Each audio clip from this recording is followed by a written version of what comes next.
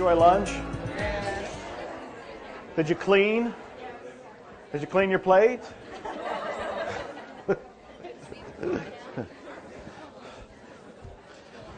You all are wearing, most of you that pre-registered are wearing these wonderful name tags. These are cleaning devices. They were done with care and love. They were designed by Suzanne here. And the person who was making them is Lisa, but I don't see Lisa. Where is Lisa?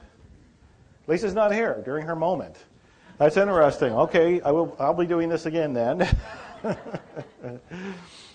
I wanted to thank a few people. I think gratitude is one of the most powerful things to use as a cleaning device. Living in a state of gratitude is a miraculous experience. And I spend time almost every day in my hot tub. And in that hot tub, I am giving thanks. And it is a powerful, all-encompassing, sweeping tool that just goes through my life and erasing a lot of things that I might not have given thanks for. But I start with thanks. And I want to thank people like Mark Ryan. Mark, stand up again. Mark did the introduction. Yes. Mark and I are friends, business partners. We have wonderful talks and journeys together. We've come out with Subliminal Manifestation DVDs that was an inspired product which has made a phenomenal amount of money for us. We've done 4 DVDs now. But I wanted to thank him for being my friend, for being here. If you notice in the front of Zero Limits, it is dedicated to Narissa, and it is dedicated to Mark. Thank you, Mark. I love you. Thank you. I also want to point out we have some celebrities here. Craig Perrine, who has been running the mic and just quietly not saying anything about it. And, of course, I want to thank Dr. Hugh Lin for coming here because he travels all over the world. He was just in Japan. He's going to be traveling some more to actually get him to put this on his calendar and both of us be able to wedge out the time to do this is a very big deal. And I love him. He knows I love you emails to each other. Apparently mine still get through because he's not allowing all the emails to get there anymore. But thank you for being here. And then come on back up.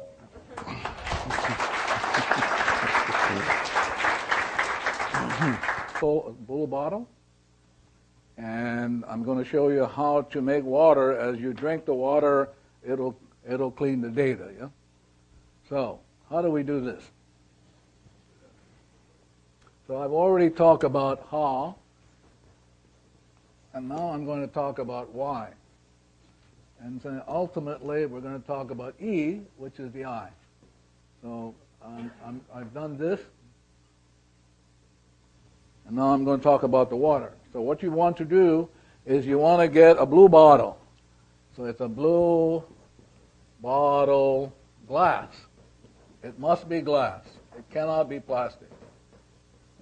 If you're in Los Angeles, the Los Angeles people would ask, what kind of blue, Dr. Hugh Lin?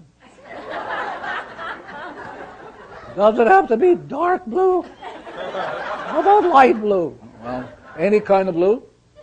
And what you need is a source of light. So I'm going to use this as a source of light. So you need a light. And the light can be either sunlight or an incandescent lamp. Why can't it be fluorescent, Dr. Lamp? Okay. So now what you want to do is you take a bottle. It doesn't matter the size of the bottle, and you have the blue bottle. The cap on the blue bottle, it must be plastic. It cannot be metal. Why is that, Dr. Hewlett? Okay, so now what you want to do, and this is a hard one for the people from Los Angeles. The next one is you have to fill it up with tap water. Yeah. Why can't it be bottled water? Well, okay. So where did all this information come? It came out of zero. One day I was walking, and Divini said, I'm going to show you how to create a water that when you drink, it will erase data. And all you have to do is to drink the stuff. So what you do is you get a blue glass bottle, and anywhere from 15 minutes to an hour, you put it under a light source. And then you use it, and it's very simple to use. Watch me. I have to demonstrate this. Watch. First of all, you undo the cap, and then you just take a swig. That's it. And as you swig it, here's how it works. I want to show you how the mind works. I'm going to talk about the question, who am I? So, the mind consists of 4 elements, and they're very simple. You don't have to remember this. I just have to put it on the board because the intellects like to know this stuff, you know? Otherwise, we'd run out of time. Yeah. So, here, I'm going to draw you. So the question is, who am I? Who am I? So first of all, we have to go to the source, what I'm going to call divine creator. This is the source, what the Hawaiians call omaka. This is the creator in you.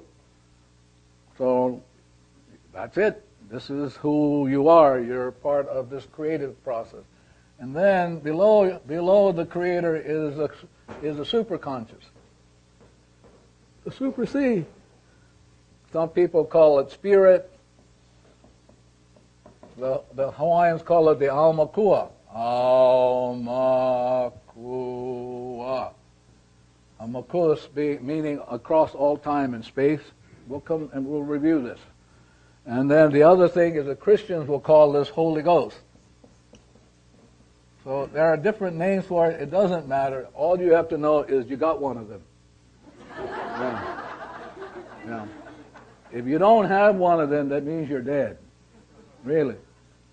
So I need to let, so it's a superconscious. Now one of the things you'll notice is that divinity is carving your identity out of zero. So 0 here, 0 here. Then the next level down is called the conscious mind. Consi. Okay? That's the consi. Now, there are different names for the consi. If you read psychology, it'll tell the mental or the intellect. The Hawaiians call this uhani. Well, they have different names. And then the one here is called the subconscious, the sub-C. So who am I? I am divine creator, superconscious, conscious, subconscious mind. Made originally from 0, 0, 0, 0, 0. Meaning at 0, I'm perfect. I don't have to do anything. I just am. I am. Then what happens is that because you're 0, the first sound you heard in creation, the very first sound, is the breath of the divinity called the Ha. Divinity breathing into you, what the Hawaiians call the breath of the divine. So it breathes into you. The inspiration comes down. So it comes down spiritually, mentally, and physically. Now you're lined up. See? No goofiness, no nothing against God. Now you're lined. As long as you're lined up, you're fine. You get it like Joe Vitaly, anybody just get exactly what's right for you. The wonder of it all is that everybody else will get what's right for them. As long as you're getting what's right for you, everybody else will get it like. As soon as you get goofy, that is, you lose that and you go into chaos. And the chaos is always the memory replaying in the subconscious. This is the computer bank. Then the conscious mind gets hooked into that. Then you're stuck. How come? Why? I thought I was good, and you just go on. And it's called babbling. So we're always babbling, but we're stuck in the data. So now you decide you want to be 100% responsible, and now you realize you have 2 choices. Only 2 choices. Only 2 choices. You can hang around with the divinity, or you can hang around with chaos. This is called chaos. This is memory is chaos. So you have a choice. Now you're stuck in chaos. Suffering, misery, blame, you name it, you got it. So you're stuck there. Now you decide to be 100% responsible. So this part of you, called the conscious mind, has choice. It can stay hooked or let go. Most of the time, it's stuck in 15 million pieces of data, and over here 15, and it's thinking, it says, I know. Okay, no, but you decide to clean up your act, so you say, I love you. As soon as you say, I love you, something wonderful happens. You don't have to say anything else. I love you. Immediately, the energy, the flow goes from the conscious to the subconscious, automatically. It never goes this way. I'll give you an example. I was doing a class in Valencia, Spain, and there was an American at the back of the room, even though it was being translated in Spanish. So the American raised her hand, and she said, I had a grandson, 5 years old, throat cancer, died. I prayed. How come he died? How come he died? Well, I said, you prayed for the wrong person. Can I say that again? I said to her, you prayed for the wrong person. You should have been praying for yourself. What's going on in me that I experienced my grandson with that problem?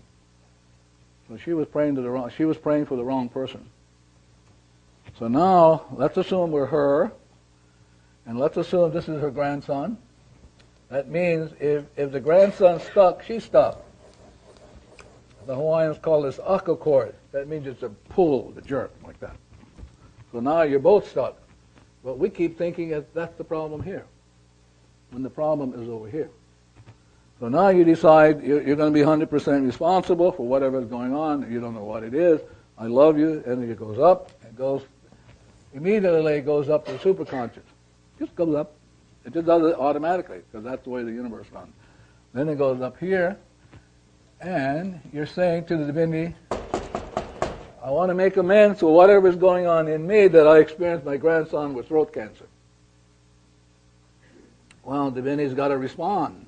I mean, I can't imagine divinity would not respond. So now the energy comes down. This is called mana coming down. So mana coming down, this is called mana. We'll go over this. You'll get it. In fact, you don't even have to get it. You just need to know how it works. And then it goes down here. And then it goes down here. And what that mana will do is it will erase this. Erase this. Erase this. Not only that, it will erase that. Erase this from the grandson. Erase that. Cut the ties. They're both free now. So the grandma is free. 0, 0, 0. Grandson is free. 0, 0, 0. Now the grandmother gets what she needs, because it has to come straight from the source who created the grandmother, and then the source will give to the child what's perfect and right for the child. And everybody else in the universe will get what they need, to the whole cosmos. So whatever comes off of you will come off of everybody. But you have to be 100% responsible. So any questions about how it works when you say, I love you? Going once. Yes, yes.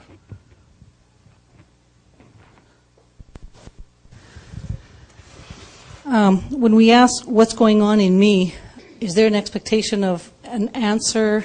No, the only reason I'm saying that is I'm doing it rhetorically. You don't have to say that to yourself. But since this is a training class, I'm saying I need to know what's going on in me. That's all I'm saying. But you don't need to do. Just do you say I love you. Since this is a class that I'm teaching, you have to know the reason why you're cleaning, because you're saying what's going on in me I would like to make amends for. Yeah. Anybody else, please? Yeah. No, you have to take a mic. Oh. Can you stand up, please? To know who it is that you're cleaning, you know you're cleaning yourself. Yes. What comes to mind is whoever. So I'm cleaning myself. Yes. With that whoever in mind. Now you're cleaning whatever is in you that you hold of the other person or the situation. Kia ora. Yeah. No, don't, not yet. So now, let's say you decide you're clean. Whatever comes off of you will come off the whole cosmos. Will come off of Mother Earth. Now, one of the problems with Mother Earth, the reason she has the problem with the temperature rising has nothing to do with carbon dioxide. It has to do because everybody's pissed off. Yeah. I guarantee you, as we begin to be 100%, Mother Earth will be fine. Because whatever comes off of us will come off of Mother Earth. Yeah. That's how potent you are when you're 100% responsible. When you're not, you're a pain in the butt. Yeah, Mother Earth suffers. I want to tell you, Mother Earth suffers. And Mother Earth suffers, you're all going to die. We don't clean up our stuff, Mother Earth is going to suffer and die on it. And you know what's going to happen to us. Yeah. And we deserve it. If Mother Earth goes up in flames, we deserve it. Yes? So, no matter how loud the other voices are shouting? What voices? Oh, critical, crap. You're talking about crap in you. Crap in you. Yeah. You just keep saying I love you. Oh, yeah. Yeah. Yeah, but what happened if you... Sometimes I'm saying I love you and it's still screaming. Yeah, do I need to mean it? Do I need to... all that stuff. But see, you got the same problems like the rest of us. We're full of bullshit. Yeah. Yeah. Now, what you need to know also is you won't hear the voices that are 15 million per second. You won't hear them. Yeah. And I want to let you know it's only 15 million per second, but there are billions and billions. Just 15 minutes come up. 15 millions come up per second, but there are billions just going whoa, whoa, whoa. Yeah. Yeah. So the idea is if you save your butt, you'll save everybody else. If you don't, I don't care how smart you are. If you're not 100% responsible, you ain't going anywhere, and you'll take all of us down. You know, you'll take all of us down unless somebody's willing to clean. I am. I'm not going to wait on anybody else. You know that everybody, nobody, somebody, not me. You know, anybody else? Right there. Hello, my name is Simone, and my question is in regards to what constitutes the time that it will be healed or clear. Is it 2 or 3 years? No. Who would you ask that? You're asking a question, but who would really know? God. Yeah, so how come you're not asking God? What? Well, you're in front of me. I know, but see, you're blaming me. You're blaming me. You're blaming me. I'm in front of you. Right. Yeah, but I'm saying to you, now we're going to shift this afternoon, because you get to ask the divinity in you who has all of the answers for you. And you'll get a very different answer than our friend here, Joe. You can ask the same question, different answer between you and Joe. Right. Yeah. So I'm saying to you, clean up, let the divinity do it for you. Yeah. Anybody?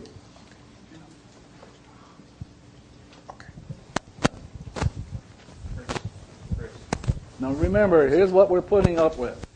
We're putting up with doo-doo. This is the question, see?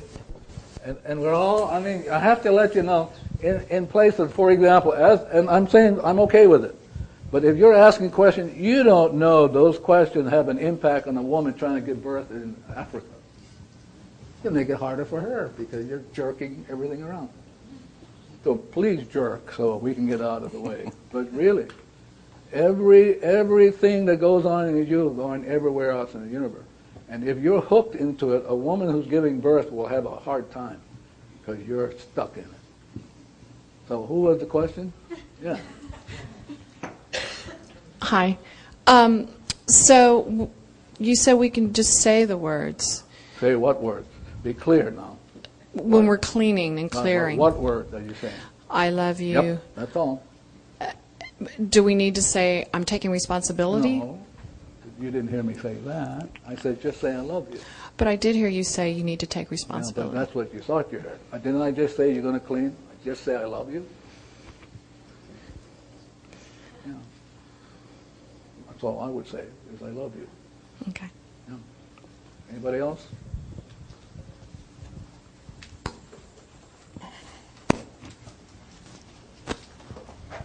Now you get to clean with this. We're going to be all stuck. You cannot believe how serious this is. We're working on, this guy's asking questions that has to do with Alzheimer's. That means stuck in the stuff and can't get out. The people who have Alzheimer's don't have the problem of memory. They can't get out of the stuff. They can't get out because we're jerking them around. Yes? It's a personal question to you. Yes. I was wondering, when you first started learning to clean, after a while, did it take a discipline to remember to constantly clean? I'm sure I'll be cleaning for months and months and months on a regular basis, but I worry about it. I'm going to show you how you can do it even while you're sleeping. But I can't get to it unless you guys let me sit me free from all the questions. But I can show you how to do it while you're sleeping. But if I have to put up with all these questions, we're never going to get to it. You know? Nothing more for me to say. Thank you.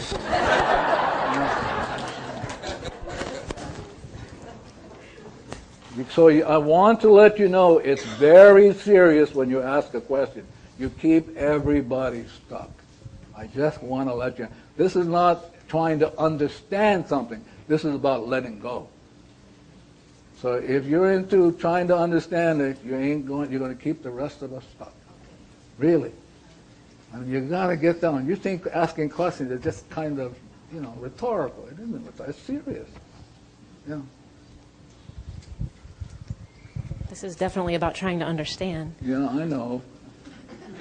When you say, when I clean something in myself, it's cleaned in everyone else, is there a collective consciousness that has to clean it from the... What the hell does that mean, collective consciousness? Define for me what collective consciousness is, so I will be able to answer that. What I mean by it is there a certain number of No, people... don't ask a rhetorical question. Tell me, define for me what is collective consciousness. Divinity in all of us. I'm saying to you, no, that's not what you're asking. You're not asking that question. What are you asking? I'm asking, does it require a certain number of people to be cleaning on the same That's issue? the intellect talking from Los Angeles. All it takes, one person, you. That's all it takes. Has there ever been a problem that's gone away and not come back? Has there ever been a problem with you that's gone away? Sure. See, now she's thinking, so we're all stuck. She's trying to grasp it. I mean, I'm not trying to be hard on her, but this is serious business now. So she's trying to think, but she's stuck like us. She's thinking. I'm watching her. She's trying to know how to answer that. But we're all stuck. Some baby being born now will have a hard time because they're stuck in the data. So do you know what collective consciousness is? Who can define for me what collective consciousness is? Nobody. You all have a different definition for that, which means you will have a what? A discussion. And the discussion leads to what? More crap. Really. So I'm curious to know from her what she means by collective consciousness. Because I'm going to tell her what I see it is and how it works. But I want to hear what she has to say since she raised her hand, and I get a chance to clean with it. What it means to me is the part of us that we all share. And what does that mean? We're all a piece of God, a distinct piece of God, and so we're all connected. Is that what you thought she meant? Collective consciousness. No. Just did you hear what she said? Yes, I Yeah. Is that what that's what your sense of collective consciousness is? No, I heard different. See, now we're going to get pull and push, and you will be responsible. Really? I'm sorry. Yeah. But I'm saying this is how it happens. All of a sudden there's a pull, now another thread pulls, and everybody's pulling, and it'll go nowhere. So the idea is that when you were all created one family. What does that mean? You were zero. No boundaries, no thinking code. Look at that, zero. No fighting, no armies, no nothing. Perfect harmony. That's where I'm trying to take you, but we're gonna dawdle.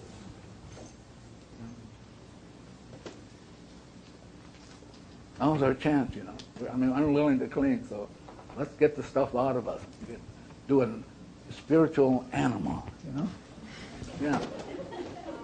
Let's move it. Yeah. Please, yes.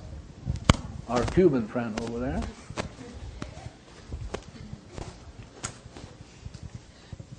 So this is more of a comment than a question then. So is it safe to say that more crap, right? Yeah. Because the universe, if we clean ourselves for everybody else, it's because the universe only exists within us. Yeah. Did And you so hear if that? you clean yourself... Wait. Oh. Did you hear that? Now that's a beautiful definition of consciousness.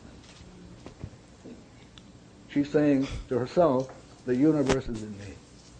Wow. Now talk about clarity. I love that. She must be from Cuba, yeah? Only people who are clear come from Cuba, yeah? Ooh. Well, I wasn't really born there. My parents are. Yeah, perfect. Yeah. That's it. So then all of you are actually... In you. Me. Absolutely. Yes. So watch this, how beautiful. So God is in you, and you are in God. So when a memory comes up, it's in all of you, and you're stuck with it. But now, all it takes is one person to do the cleaning. It comes off her and comes off all of you. How wonderful. If we can be 100% responsible, which is hard to get to. But all it takes is one person. We don't care if the rest is asleep. As long as one person is cleaning nonstop, the rest of us will be fine. You'll be fine. I tell you a story of my daughter. She was 7 years old. She's 32 now, so she was 7 when she first took the class. And she slept through the whole thing. She was snoring away. I have to kind of gently pinch it like that, but she slept through the whole thing. And so one day we were home, and I was about to get in the swimming pool. So I had, going like just about, and she said, 7. She said, Dad, remember what that old lady said? I'm going, what old lady? Dad, remember what that old lady said? And I said, what did the old lady say? And she said, the old lady said, before you get into any body of water, you mentally put in an Alka-Seltzer pill. Just mentally put it in. Dad, I'm going to do it for you this time, but you're on your own the next time. So the story is, even when you're sleeping, you're going to get it. So my daughter was sleeping when Morna was teaching this course. And she just slept. Thank God she slept. She didn't have any questions, Yeah. And the other thing is, you can take this course as an absentee. If you do, we will have no questions. Yeah. So let's go over it again. So in the beginning, there was nothing. Nothing. You need to know this. Nothing. No wars, no thinking, no coping, no managing, no intention, no goals, no nothing, 0, 0, 0, 0, and this is where we want to go. We want to go back to the origin. This is the origin of your being. 0. And so I'm going to take the mind and turn it around sideways now, so you get to see the mind sideways. So here's the mind sideways. And this is 0. So I've taken the board and put it this way. So this is 0. This is you. I want you to be clear. You as 0 do nothing. Can we say that again? You as 0 just is. Like this. And then when God goes, hello, you go. Now, when the data plays call memory, you go,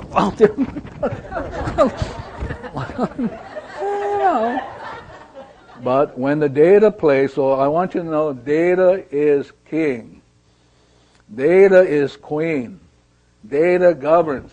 You are not in charge. When the data plays, you follow. So I'm going to give you a reference if you want to take a look at it, called User Illusion. Joe Vitaly? Where's Joe? Joe, can you explain the kind of the stuff where we're talking about we don't make decisions, please? So I'm going to ask Joe, but here's a book called The User Illusion. And ultimately, the consensus, the summary of this the work on consciousness is you don't decide anything. You don't decide to get sick. You don't decide to get cancer. You don't decide all that. It's decided for you. So maybe Joe can tell us a little bit about it. I'll try.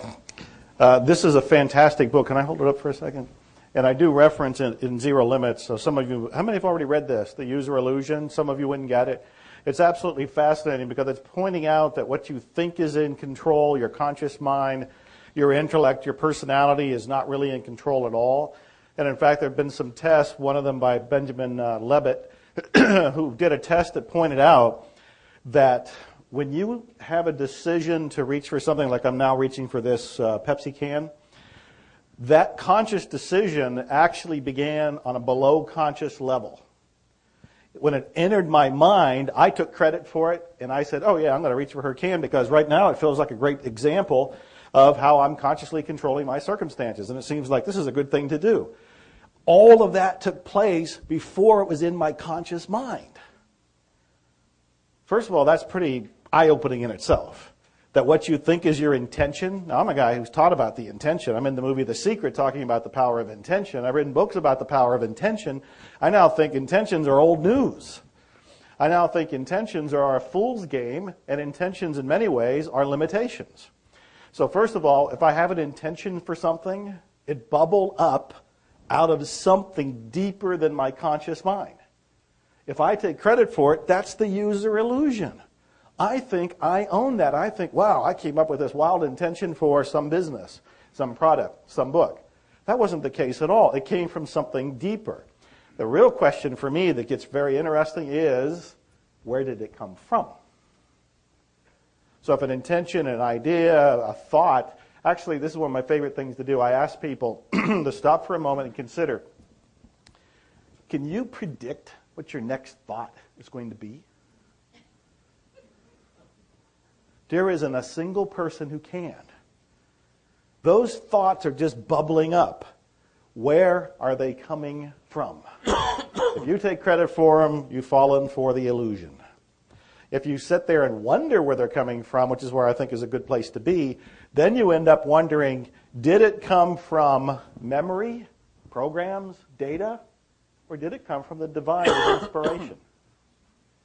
And at that point, the only thing to do, and believe me, this is all I'm left to do with, is to clean. I'll give an example. When I was going to be on Steve's TV show, we rented a car and Narissa drove because I wanted to relax and be focused and save my energy for the show itself. And as we're driving there, suddenly something bubbled up that said, you should move here. I hadn't even told Narissa this because I kind of put a clamp on it. I said, I don't want to hear that. Moving costs a lot of money. It's a big energy drain. I got a lot of things going on. I don't want to hear this. The last time I was in Maui, I heard the same thing. I spent several of my days here looking at houses, which I could have been at the beach working on my tan. So, driving along, and I was in a pretty meditative space. I was very relaxed. I wasn't doing the driving. I wasn't focused on that. I had already met Steve. I was comfortable with Steve. So it was just a matter of going over there, doing the song and dance in front of his camera. So the thoughts are bubbling up. If I take credit for the idea, oh, I got this great idea. I should move to Maui and I can open a business here. I could move all of my business here. I could do all kind of wonderful things here and seminars here. User illusion. I didn't have that idea at all. It came from this depth. My question for myself right now is, did that come from inspiration? Or did that come from the program that was thinking Maui is a cool place to live, you know, year-round beautiful weather? I mean, there's all kind of rationale, all kind of logic I could use. So the only way for me to remedy that right now is, I love you, I'm sorry, please forgive me, and thank you.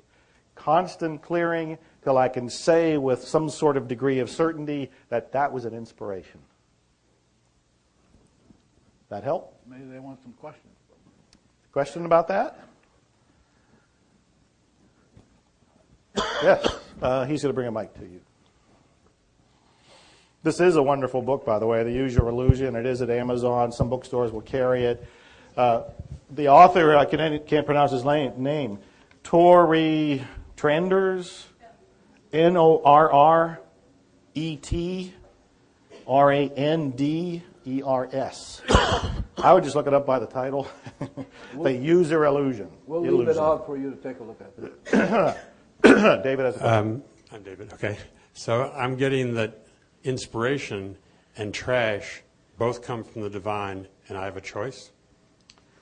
That's an interesting question. You know, one time Dr. Hugh Lin and I were walking, and I was talking to him about the idea that, wow, it just seems like all I have to do in life is pay attention and make a choice between trash and inspiration. And he said, if you're still at a point where you can make a choice, you're not clear. Now that really hit me between the eyes, because what it meant was, if I'm thinking about moving to Maui, not moving to Maui, it means I'm not clear about what was coming through.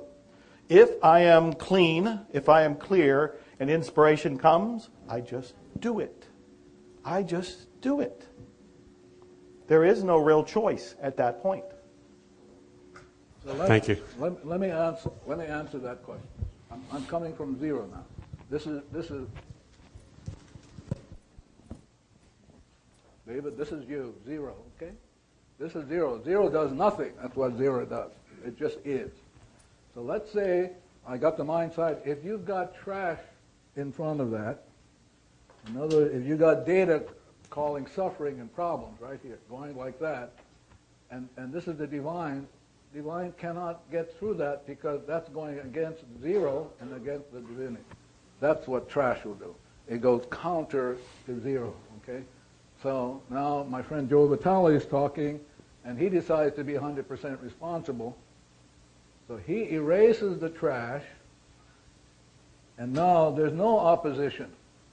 And divinity can flow so that now divinity replicates itself as an idea, as a talent in you.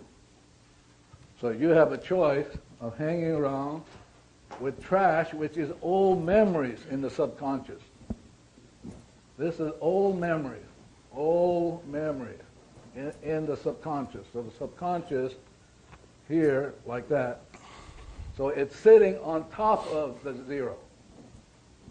So now you decide to clean it up. You erase the memory. You allow divinity to erase the memory. Now you're back to that pure state, and now divinity can come out. So the inspiration always comes from the divinity, not from trash. Yeah. And the trash is like this. Okay, this is the three cells. This is the conscious mind, subconscious. This is the trash. Stored in the subconscious. That is not inspiration. It's old stuff.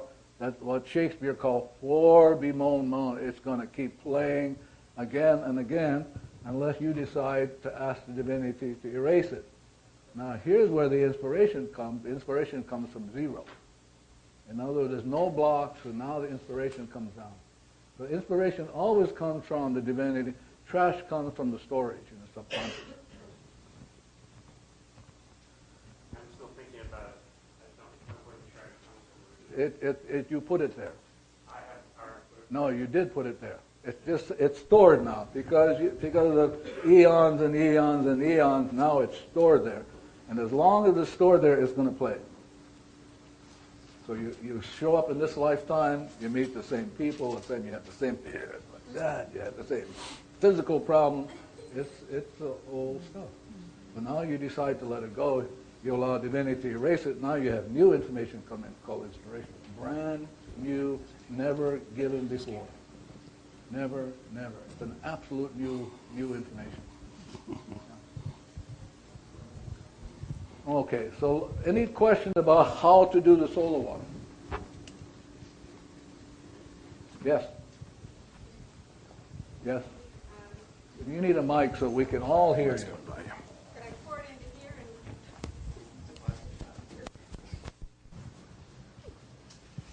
On the website, it said you could put it in plastic after you've done After it. you make it, yeah. And you could pour it in your bathtub and water your plants and Yeah. brush your teeth. Yeah.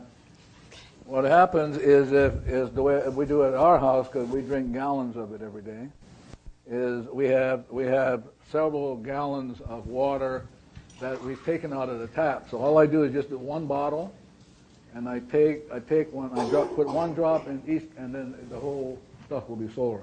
All it needs is one drop. Yeah.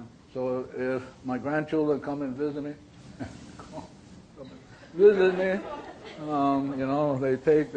they take baths. I mean, by the tons. You know? When you have teenagers, wow, they're always taking a bath. So they know how to use the soil water. Just put one drop in the bathtub. You know? You have coffee, one drop. You eat ice cream, one drop. Yeah. I have a grandson who loves ice cream, just one drop. Yeah. Yeah. So you can use this in any way. There isn't nothing. Whatever you use water for, you can use it for. Yeah. Okay. Now you're clear now, because I'm never going to come back to this. You know? Yeah.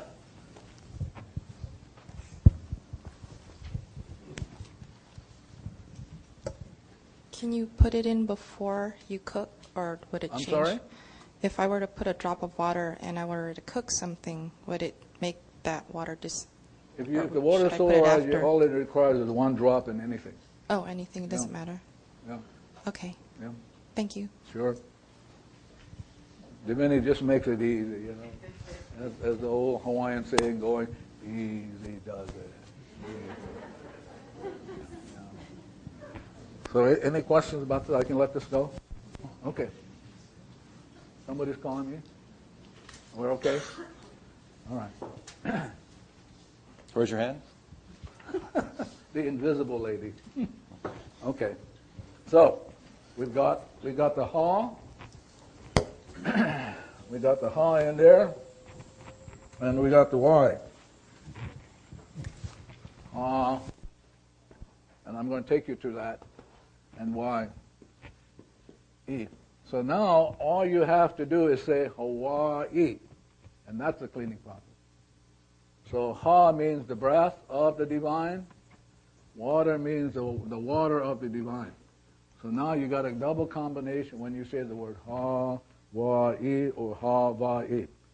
So before I enter the room, I will say Ha-va-i, so that I get cleaned up and I come in peace. If I'm going to eat anything, Ha-va-i. If I'm going to pick the telephone rings, Ha-va-i. I'm never going to listen to something on the phone without cleaning. After I put it down, Ha-va-i. So you're not stuck with that data that plays somebody's annoyed and irritable. So as you put it down, I'm saying Ha-va-i. So any questions about the use of Ha-va-i? Yeah, me too. It's easy. Come to me as a child, God said. Yeah. Okay. So I'm going to take you to the breathing process. You have to have both feet on the floor. Because when we breathe, we're going to breathe from Mother Earth too. We want your back up gently against the chair. Because we're going to breathe for family, relatives, and ancestors. We want to breathe and go back and hunt down any error so that our children's children will not be stuck with it. Okay?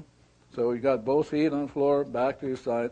And then what you want to do is, here's you. This is the pointing finger. You know how your mother goes. Yeah. My mother was very good at it. Yeah, and then you got your thumb, which is the E in Hawaii. Without your thumb, you'd have a hell of a time trying to do anything. So now, excuse me, I'm going to give you my pointing finger. Yeah. So the pointing finger represents politics. This is the politics that says you've got to do it this way. You cannot do it this way. So what you do is you're going to combine it and then make a figure 8. See? This is a figure 8, and then just drop it in your lap, pointing to these fingers like that, and drop it in your lap. Okay? So I would like for you to close your eyes. This is the political finger.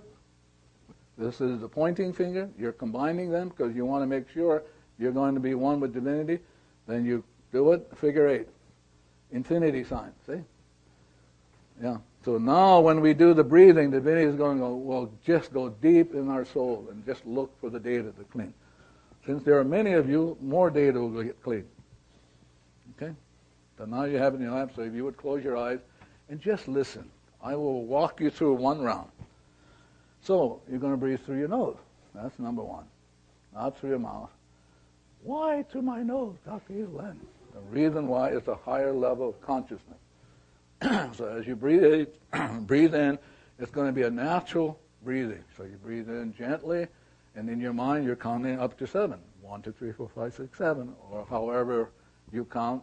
Everybody will have its own rhythm. So you breathe in, and you're counting to 7, and then you hold for 7 counts. And then you exhale for 7 counts. As you're exhaling, you're counting 1, 2, 3, 4, 5, 6, 7, and then you're going to hold for 7 counts. That's one round. I'm going to go over it again. You breathe in for 7 counts, hold for 7 counts, exhale for 7 counts, hold for 7 counts. That's one round. I would like for you to do 9 rounds. And when you're done, if you would open your eyes, please.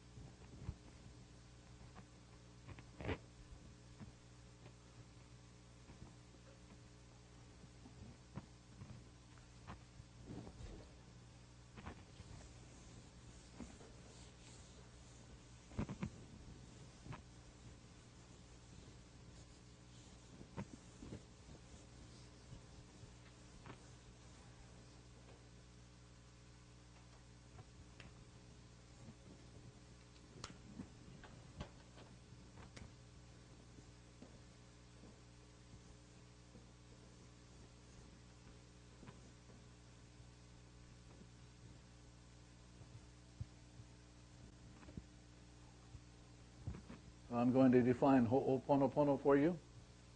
And it's not like the guy from Ireland who came to take the class in London when he said, how do you say, is it hokey pony? I said, well, it's close. It's close.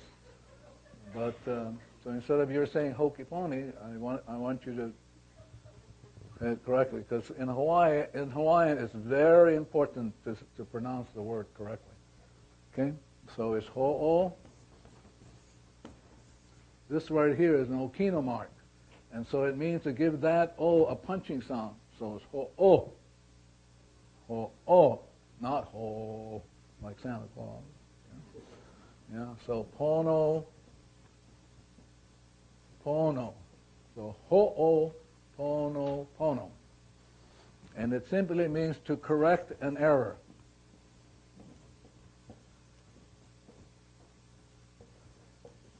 And an error is a memory replaying in the subconscious. So all of your problems and all of the problems of creation is in the subconscious as a memory. And this is what Shakespeare calls for bemoan moan. You've had it before. And unless you get rid of it, it will play again. So the problem is a memory replaying the stuff again. Now, Ho'oponopono has 3 elements. Just 3 elements. Repentance, which means I'm sorry.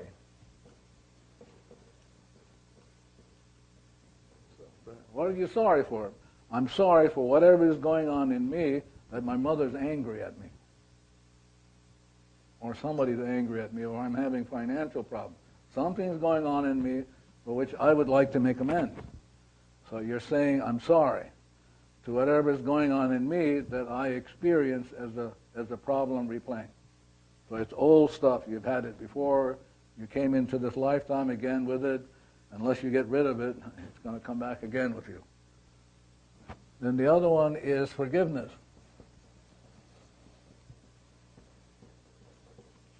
Please forgive me. And only the divinity here can forgive you. So the forgiveness has to come up here. This is where the forgiveness has to come.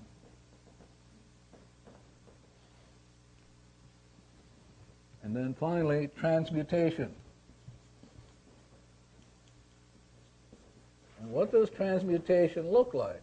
So I'm going to take a memory here and show you what divinity can do. Divinity can transmute. And only this part of you can do it. The intellect cannot do it. The superconscious cannot do it, and the subconscious can't do it. So what does transmutation look like?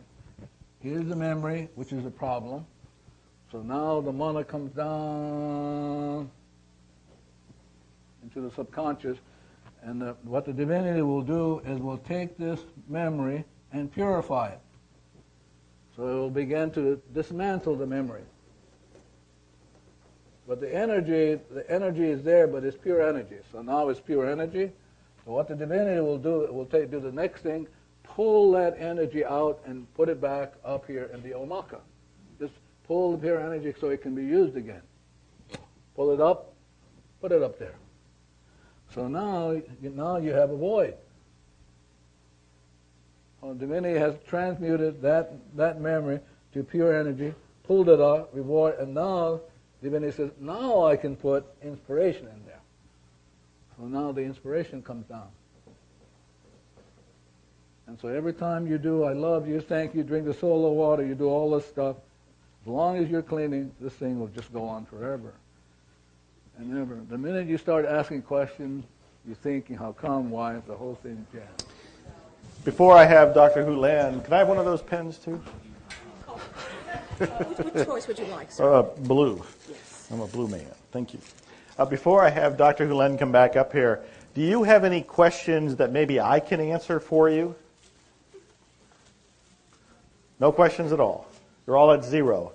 We have a question over there, and we have a question back there, and looks like we have one over here. Yeah, I had a feeling there would be a question or two for me.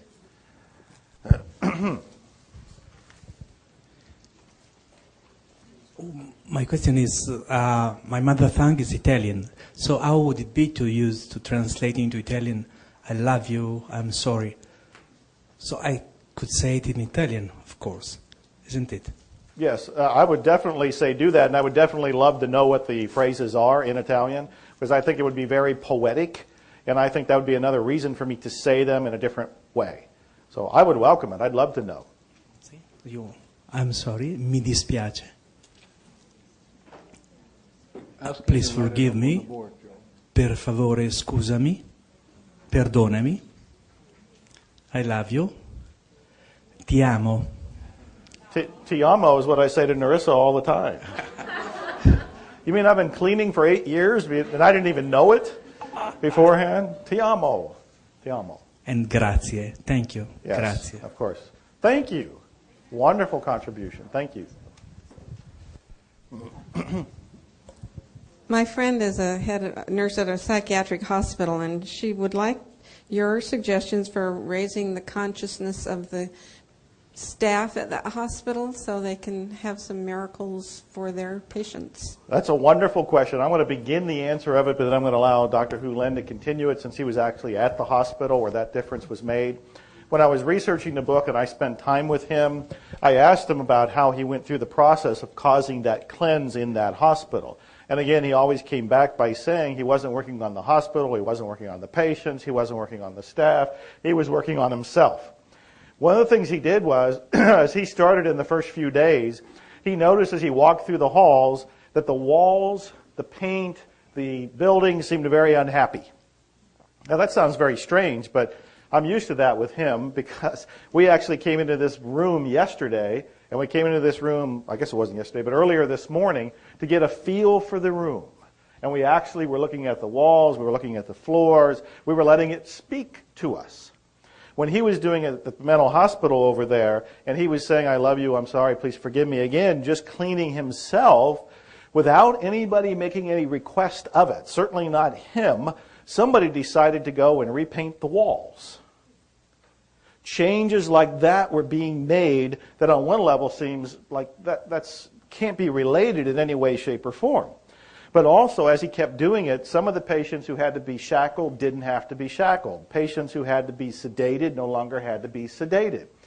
This was continuing to such an extent that the staff, and you got to remember, this was a very uncomfortable place to work. The staff was high turnover. People didn't want to go to work every day because when they went into the mental ward, they would often have to walk with their back against the wall because they were afraid of being attacked.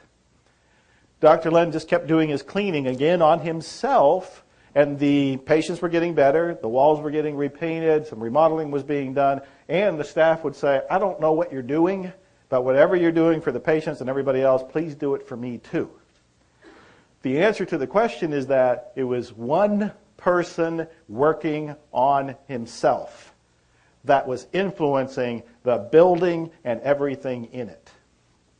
And that is a good cue for you to come up and to continue that. She could do the same thing. I understand. She can definitely do the same thing. That's the whole answer. That's the whole metaphor, if you will, is that what he was doing in one place, you can do wherever you're at. No matter what the situation, the business, the corporation, the hospital, I don't care what it is. That's the answer. Great question. You have another question for me?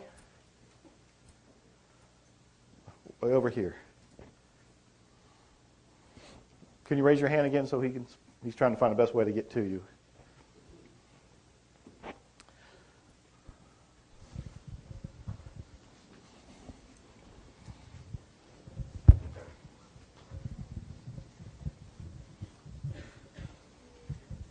Cindy. Nice and clear. After your first actual interaction with Dr. E, when did you notice a difference or experience serendipity? Mm-hmm. Well, I've always experienced serendipity, so I don't want to go and say it just happened because I was doing this work. But when I noticed some things happening that gave me concrete proof for myself that zero limits, Ho'oponopono, what he teaches and so forth, was having an obvious effect in my life, that happened the very first weekend that I did the very first seminar. And in fact, it was on the very first day. Now, I did do that interview with him for 45 minutes or so. We corresponded a little bit by email. I don't think he remembers any of it because he was doing so much of it back then. I wasn't getting anything out of it. And in fact, I had hired him by email to do some healing work on me. And he wrote back a bizarre email telling me he went to the divinity and he erased something or other and blah, blah, blah was happening in my life. I never felt a thing. And I thought, this is the guy who helped the mental institute ward, an entire ward of people? It doesn't make any sense. And so I still went because I was so profoundly curious. Plus I felt like something within me was saying, go check this out. Ever since Mark first told me about it and I dismissed it, it kept coming up. I went to the very first weekend, and on the very first day, I think a couple things were taking place.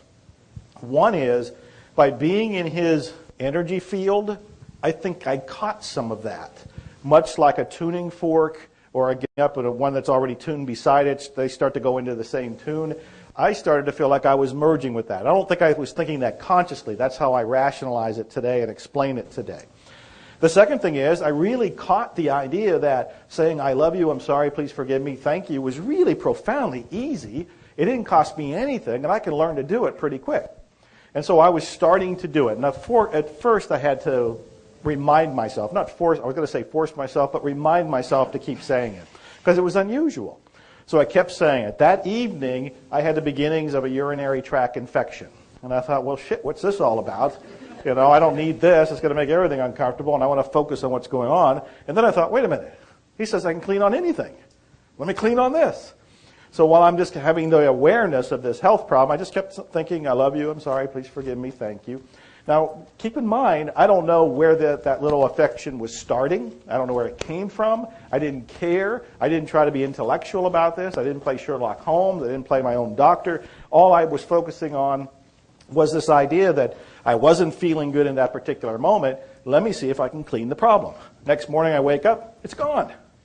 Now for me, that's a very minor, it's not like I had cancer and the next morning it was gone, but it was still enough for me to say, this stuff just might work. So that's where it began for me. Yeah, great question. Great question. I have another one somewhere back there, it looks like. Mm-hmm.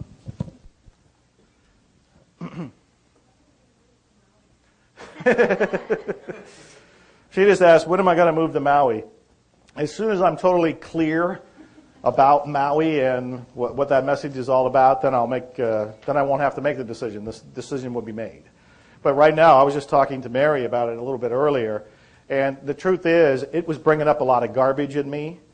You know, I was really relaxed and almost meditative going to Steve's interview, and the voice, it wasn't a voice, it was a feeling that was coming up, almost seemed to be coming from the ground. And it was saying, move here. It wasn't saying you should move here. To be more exact, it was saying, come back here. Come back here. And I thought, I heard this before. I didn't want to hear this. It costs a lot of money, blah, blah, blah. All that stuff that was coming up in me, that's the data that needs cleaned. Now, as I clear it, I'll be in a place to know that, oh, the voice was really just saying that to help me clean more data. Or it'll be cleaned and I'll know, oh, I'm supposed to move them out. So as I stand here, I don't know. I don't know. That means I have more cleaning to do. And I am cleaning on it. There was one more question, I thought. Wasn't there one right over here? Oh, right over there. Okay. So just so I can get clear about this. So when you say when you clear, all you're doing then is just saying to yourself, thank you, I love you, please forgive me, I'm sorry. That's right. Over and over. That's right. And that's it. That's right. Are you sure? Yes, I am sure. So let me be more clear about this in my explanation. Okay, so round the clock, I am saying, I love you, I'm sorry, please forgive me, thank you, is the new mantra that's in my head. It's the new self-talk. And yes, sometimes that skips a little bit, just like an old record player, and it'll go back into some old negative self-talk. I just bring back the new recording and I keep going. So for the most part, that's going on 24 hours a day, including when I go to sleep, because I'm doing it so much when I go to sleep, like last night. I went to sleep and I remember I was consciously going, I love you, I'm sorry, please forgive me, thank you. I woke up and I was still saying it. That was going on during the night. So that's on automatic, more or less. If an issue surfaces in my life, if I have a problem in business, if I have a problem in a relationship, if I have a problem with an illness, if something surfaces that's suddenly in my awareness, I focus on it. But I don't focus on it with a scalpel. I don't focus on it with some sort of microscope or some sort of computer program to dissect where it came from. I just have the awareness of, okay, I have this particular problem. As I hold the awareness of it, I'm saying, I love you, I'm sorry, please forgive me, thank you. But now I have a little bit more focus because something's come up in my world. Maui has come up in my world about moving there. That's kind of a problem, in data terms. And so as it's come up, I have that awareness. I love you, I'm sorry, please forgive me, and thank you. Let me dissect it just a little bit more. When I say those phrases, what I'm basically saying is, I'm sorry. I have no idea how I helped co-create those programs in me. I have no idea where they came from, but please forgive me for whatever role that I played in producing them in my life. So I'm saying I'm sorry and please forgive me for my role, my unconscious role. It's the user illusion. I wasn't involved consciously, but I was involved because I'm taking full responsibility for it. So I'm telling the divine, I'm sorry. I don't know what I had to do with that, but it's here. It's in my life. So please forgive me for whatever my role was. Then I go on to say thank you, and thank you is this statement of gratitude, and it's thank you for listening, and it's thanking you for helping me, and I'm telling it to the divine. I'm saying thank you, and part of my thank you is thank you for my life, including when I call a problem. Thank you, because this is a magnificent gift. I mean, it's beyond belief the kind of gift that life itself is. So when I get into thank you, I'm moving into this heartfelt opening within myself, and I am starting to feel true gratitude. And I end more often than not what I think are the 3 words, and the only 3 words you really have to say. You can forget the other 3 statements. I mean, even though there's not that many of them, if you just say, I love you, I get to the point where I'm saying I love you, and it's moving me into a connection with the divinity, a connection with zero, a connection with the whiteboard.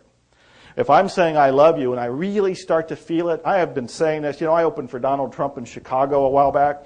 A few weeks ago, I told you about turning them down. I finally spoke. I told them all about Dr. Hugh Lin. I told them all about saying I love you. And it was a wealth real estate seminar that should have been closed to this.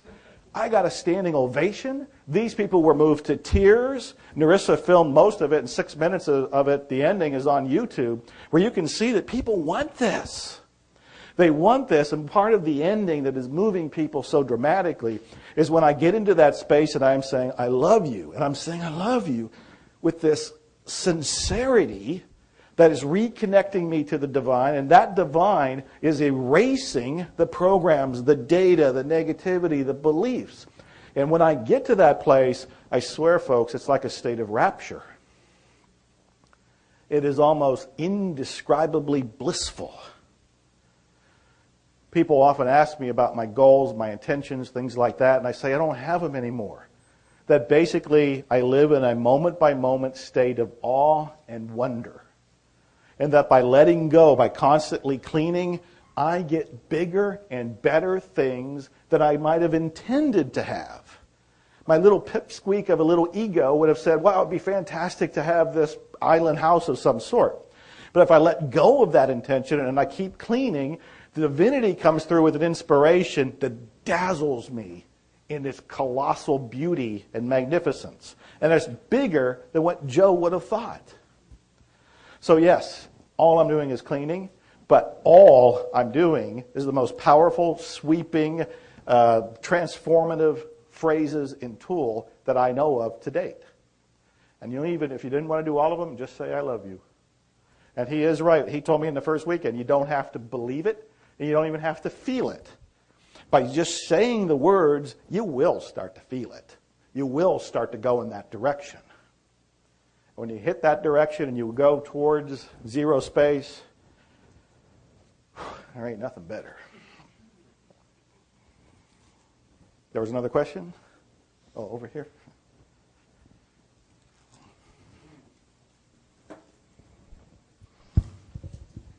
It was just a quick comment. When we talk about cleaning 24 hours a day, and this is not a marketing ploy, I was not hired to do this, I promise. There's a little lapel pin that I wear, the Seaport pin, that's like the clean, erase. I'm not kidding you guys when I tell you, when I got this pin and I put this on, I don't know, I'm not going to try to figure it out anymore, and I don't care. Something started happening in my life that seemed chaotic and seemed like, oh my goodness, why is this happening? I don't want this to happen. But when you start cleaning, and I'm saying this, well, you guys are my universe, so I'm saying it for my benefit. You know, we don't control things. All we do is clean. And when you want to clean, then it's sort of like a creative destruction, if you will. So for all of those of you who are skeptics or whatever, if you see that happening, stick with it, because it's amazing. And miracles do happen in my life every single day. Since I got this pen, I'm telling you, it's mind-blowing. If not, ask Emma. We came up with this concept that is amazing. So I even sleep with it. So when I don't remember to erase, it's erasing for me all the time. So that's it. Well, it triggers a couple things that I want to mention. One is, I think it was the second time I did a workshop with Dr. Hью Lin, and it was in California, I believe. While I was there, and I was spending the weekend learning about cleaning, and I was cleaning, something really amazing to me, it was further proof, whoever asked me about the proof, this was further proof that this stuff works, is that I'm there, 2,000 miles away from home, Narissa had stayed home, and when I checked in that night to see how it was going, how our critters have been doing, what did you do today, she absolutely stunned me by telling me she spent the day cleaning my closet, rebuilding my shelves, putting up my clothes on hangers in all kind of order. Now, what's really miraculous is that was never requested. That was never on anybody's to-do list. And when I left, she said, I have so much shit to do. I have all these things to edit. I have these projects I want to work on. I got this website to go up. Never, ever did it come up, clean Joe's closet. Ever. And when she told me, it was like, how do I respond to that? I'm at a workshop on cleaning and back home 2,000 miles away. She's cleaning my closet. And I said, what gave you, where did that idea come from? She said, I don't know. I just felt inspired to go into your room and just, she took down shelves. She took planks down. She sawed new wood. She put the wood up. This wasn't just hang the clothes off hangers, This was a big project. This was like home makeover or something. I mean, this was tear down the old and put up the new, but instead of 7 days, you do it in one. She was inspired to do that while I was being cleaned, and I was doing cleaning. And the other story that I like to tell, and Bill Hibbler is in the room if he doesn't mind telling this. Bill Hibbler is a co-author with me of the book Meet and Grow Rich. And he was one of the early readers of the manuscript of Zero Limits. And I love telling this story because Bill is a very practical thinker. He's very open-minded, but he is very objective, practical, reality-oriented thinker. And he wanted to test the book. And he was looking at his mailing list at the time, and he was using the I love you, please forgive me, thank you, and I'm sorry. And he could spell it out a little bit more if you don't mind. Is that okay, Bill, since you're on the spot?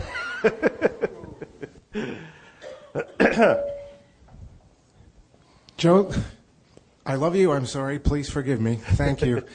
If you will do me a favor, I'll explain later. If you give me just a few minutes, I'll be glad to tell a story for you in a few minutes. Absolutely. I'll explain a little bit. It makes sense I'm sorry to to put you on the spot. He can fill it in. Let me tell you the real quick version of the story is that he did read the manuscript to Zero Limits. He did see how simple this was. It was a matter of saying, I love you, I'm sorry, please forgive me, thank you, to whatever was going on in your life. He wanted to test it on a practical level, so he was thinking of his mailing list. He does internet marketing like me. Like I say, we've co-authored a book called Meet and Grow Rich. And he was thinking of his mailing list. And so as he's thinking of his mailing list, he's just saying, he's got the awareness of his list, the people on his list. I love you, I'm sorry, please forgive me, and thank you. Now, without doing any other marketing, without sending out a sales letter, without sending out a news release, without tweaking a website, without doing anything else, all he was doing was cleaning, he had 41% more sales from his email list when he didn't even mail him anything.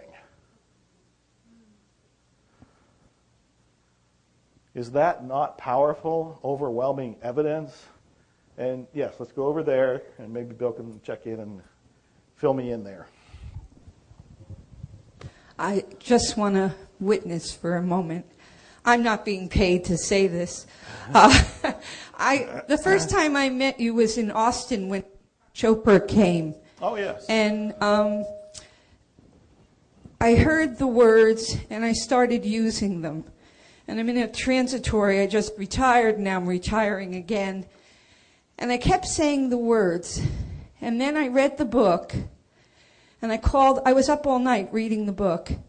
I fell asleep for a couple hours, and I called your office and spoke to Suzanne and said, don't ask me why, but I need to be there. Now, I could not afford to come to Maui. Suzanne said, okay. And I said, save a seat for me. I have to find a ticket on an airline and a hotel. And the whole thing worked. And it worked in like 2 or 3 hours. And then the money just came. And then I thought to myself, I teach for Austin Community College GED. I teach ex-offenders. I teach the flotsam and jetsam of the human race. I said, wow, I need to bring this book into class. So I brought it into class. And for the last 2 weeks, I don't even want to tell you how many miracles have happened, but I want to share one with you because it is so incredible. Ex-offender, really bad stuff, but I love them all. He told me he had to go to court to try to get visitation of his 2 little boys. And he said, I don't have a snowball's chance in Hades. And I said, yes, you do. I love you. And I had taught the whole class. And these are adults who are trying to get a GED. And half of them can't read and half of them can't speak English. So I worked with him, and the whole class worked with him. It became a project. This, as a teacher, the word dirtbag, if anybody else in the room is a teacher, you've all had these people in your classes. We worked with him. He went to court last Thursday morning wearing a rented suit, he borrowed it from his brother. He shaved, no lawyer. His ex-wife had a lawyer with a mouth on her. He went to court, and the judge got to the point where she said to the lawyer, cool it. I want to hear what this man has to say. He just spoke from his heart. When he walked in my door on Thursday night, I knew he had won. The whole class knew it. But it gets even better. He saw me and he lifted a box of papers onto my walker. And I went outside and I'm thinking, how are you going to get this box into your car? And I was trying to think how I was going to get the box into my car. And I got to my car and there was nobody else outside. And I'm thinking, okay, find the strength. And here comes a car. I said to him, it was the same guy. I said, what are you doing here? He said, well, I got halfway out the gate, halfway down the block when I realized there's no way she's going to be able to put that box in her car. So I turned around to come back to put the box in the car for you. Wow. This just keeps going. I mean, I could go on for another hour about all the things that have happened. The one last thing is I have a little cousin who was 5 when I saw her. She's 38. She has 2 little boys of her own, and they live on Kona. So 2 weeks ago, I called her and said, I'm coming to Maui. Do you live anywhere near Maui? She said, well, it's a plane flight. It's this, it's that. I said, hang in there. Don't make any plans. The money materialized. They're with me here this weekend. I have not seen her in 33 years. Well, they're here in the room? They're here in the hotel. I got them a car, and they're visiting. We were at breakfast. We caused a problem at breakfast. We were celebrating Hanukkah, singing Hanukkah songs and playing with dreidels and things at the breakfast table. I wanted to give them a little gelt so they didn't have to bug their parents. But, I mean, this stuff is just so powerful on so many levels. One last thing. I don't have any knees. I mean, physically I have knees, but they don't operate. They don't work after a bad accident. Since I got here, and I had to get the cart because last night I thought I was going to just disintegrate, I've been speaking specifically to my knees. And I want to tell you, it works. Thank you. I love you. You're doing it. You're doing it. Give yourself an applause.